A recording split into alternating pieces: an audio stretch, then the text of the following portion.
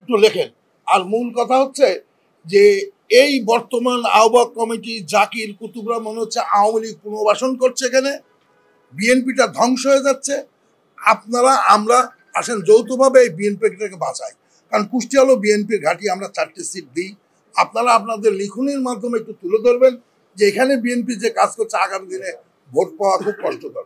ইতিমধ্যে আপনারা শুনছেন আমাদের ওই জাকির ভাইয়ের ইউনিয়নেই 3-4 হাজার লোক রেডি হয়ে আছে করে, সে এক সন্ত্রাসী নেতাকে নিয়ে তার বডিগার্ড করে ঘুরছে বলে সেই ক্ষোভে তার এগেনস্ট পার্টি যারা বিএনপির ভোট দিত তারা মোটামুটি প্রস্তুতি নিয়ে রেখেছে যে জামাতে যোগদান করবে।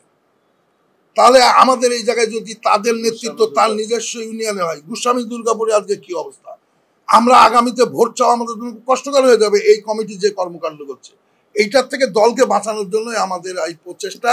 আপনারা আপনাদের লিখনির মাধ্যমে তুলে ধরবেন যে কুষ্টিয়া জেলা বিএনপি যে কর্মকাণ্ড করছে আগামী দিনে বিএনপির জন্য খুব ক্ষতিকর। এই ঈদে জামা জুতো অ্যাক্সেসরিজের ডিসকাউন্ট। যারা দলের ভিতর থেকে দলের নিয়ম নীতির বহির্ভূত কাজ করছে, আমরা হচ্ছে তাদের বিরুদ্ধে। সেক্ষেত্রে আমরা বলবো যে তারেক রহমান সাহেব, আমাদের ভারপ্রাপ্ত চেয়ারম্যান সাহেবের যে পারসেপশন, যে আপনারা জানেন যে আমাদের দেশে অনেকেই বলে যে আওয়ামী লীগ এবং বিএনপির ভিতরে দলের ভিতরে গণতন্ত্র নাই, এরা ক্ষমতায় গেলে দেশে কি গণতন্ত্র দেবে।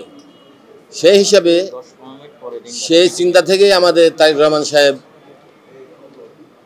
ওয়ার্ড থেকে ভোটের মাধ্যমে নেতা নির্বাচিত করার ভিতর দিয়ে একটা পূর্ণাঙ্গ জেলা কমিটি গঠন হবে, এরাই প্রত্যাশা ছিল।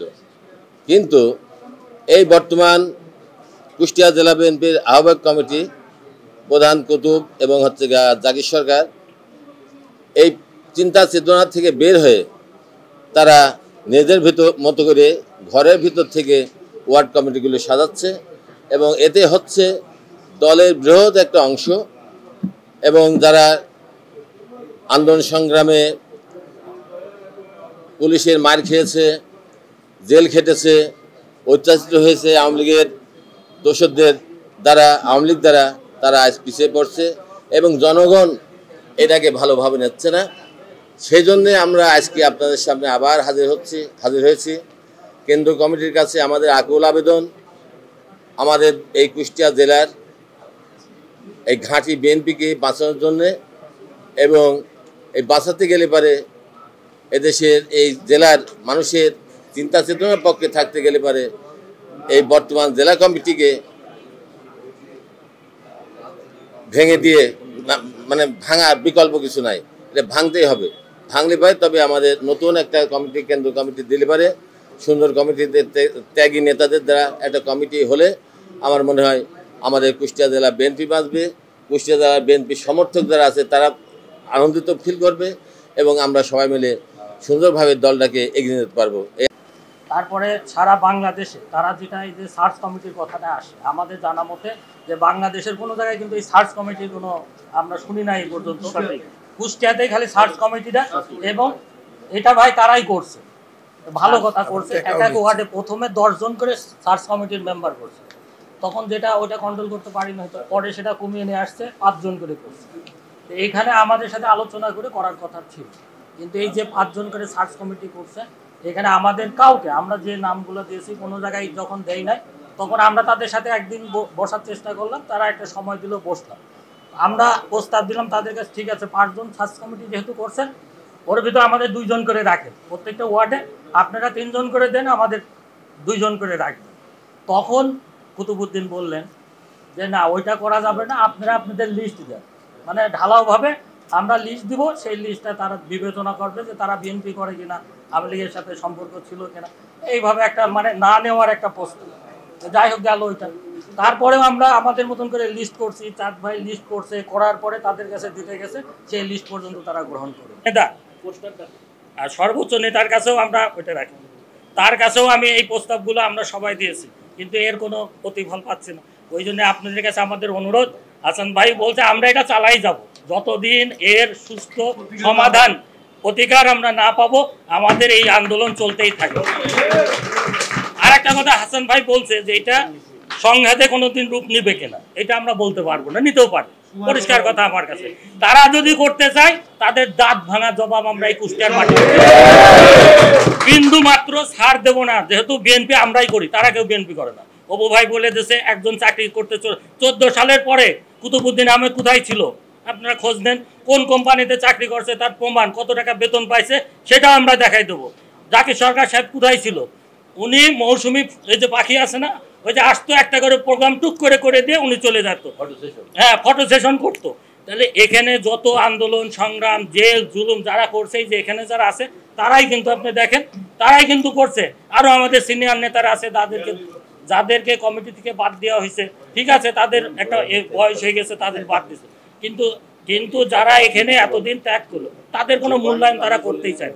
যারা জেল খেটেছে, যাদের অবদানে আজকে কুষ্টিয়া জেলা বিএনপি একসময় সংগঠিত এবং শক্তিশালী ছিল, যে সংগঠনকে আজকে কুতুবুদ্দিন এবং জাকির সরকার দুর্বল থেকে ধীরে ধীরে দুর্বলতর করে দিচ্ছে, এই সমস্ত নেতা কর্মীদের বাদ দিয়ে কমিটি গঠন করার কারণে, সেই কারণে আমরা আপনাদের কাছে আবার নতুন করে উপস্থাপন করতে এসেছি কিছু বিষয়। আমরা তো কুষ্টিয়ায় বিএনপির কিছু কচ্ছপ কর্মী আছে, বুঝতে পারছেন? কচ্ছপ কর্মী মানে বোঝেন, মানে কচ্ছপ তো একটা প্রাণী, এই প্রাণী খুব চালাক, যখন প্রতিকূল পরিবেশ দেখে তখন ওর মাথা লুকায় রাখে, তখন আর কিন্তু নড়াচড়া করে না, আবার যখন অনুকূল পরিবেশ হয় তখন কিন্তু আবার চলতে শুরু করে। কুষ্টিয়ায় জেলা বিএনপি এই কচ্ছপ কর্মীদের দাপটে পরীক্ষিত ত্যাগী নেতা কর্মীরা আজকে দিশা, তাদের কোনো অবস্থান নেই। এই কচ্ছপ কর্মীরাই আজকে কুষ্টিয়া জেলা বিএনপিকে নিয়ন্ত্রণ করছে। কেউ হয়তো বগুড়াতে চাকরি করতো, কেউ হয়তো ঢাকাতে ব্যবসা করতো, কেউ হয়তো বিআরবি কে বলতে চাকরি করতো, কেউ হয়তো ইনঅ্যাক্টিভ ছিল, আওয়ামী লীগের সাথে আঘাত করে এলাকায় অবস্থান করছে, ব্যবসা বাণিজ্য করছে, আমাদের সাথে চলার পথে শরীর লাগলেও দেখ কথা বলতে না, বলতে ভাই খুব বিপদে আছে, যান আপনি আপনার মতো যান, পরে কথা হবে। এই সমস্ত কচ্ছপ কর্মীরা এখন কিন্তু কুষ্টিয়া জেলা বিএনপিকে নিয়ন্ত্রণ করছে, এটা অত্যন্ত দুর্ভাগ্যজনক।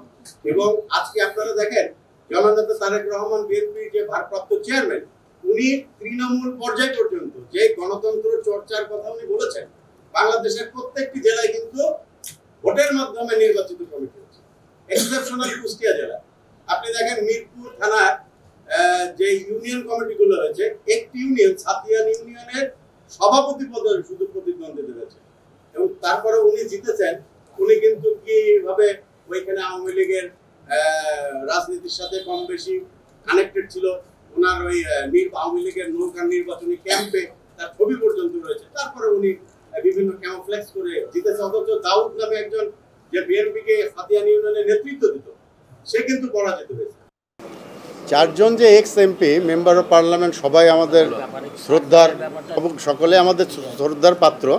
দেখেন দীর্ঘ 16 বছর যেহেতু বিএনপি নির্বাচনে অংশগ্রহণ করতে পারে নাই, সেহেতু সাবেক এমপিরা আবার চাচ্ছেন যে তাদের এই শেষ জীবনে আরেকবার বিফোর দেয়ার ডেথ তারা এমপি হতে চায়। এই এমপি হওয়ার কারণে আমাদের সঙ্গে সবারই যোগাযোগ রয়েছে, আমাদের প্রতি তাদের নৈতিক সমর্থন রয়েছে, কিন্তু উন্মুক্তভাবে ওপেন আমাদের সঙ্গে তাদের আসলে আমাদের কর্মসূচিতে আর বললে পরে তারা ওইভাবে আসে না, কিন্তু আমাদের সঙ্গে কথা হয়, আমরা আমাদের ফিলিংসের কথা অনুভূতির কথা তাদেরকে বলি।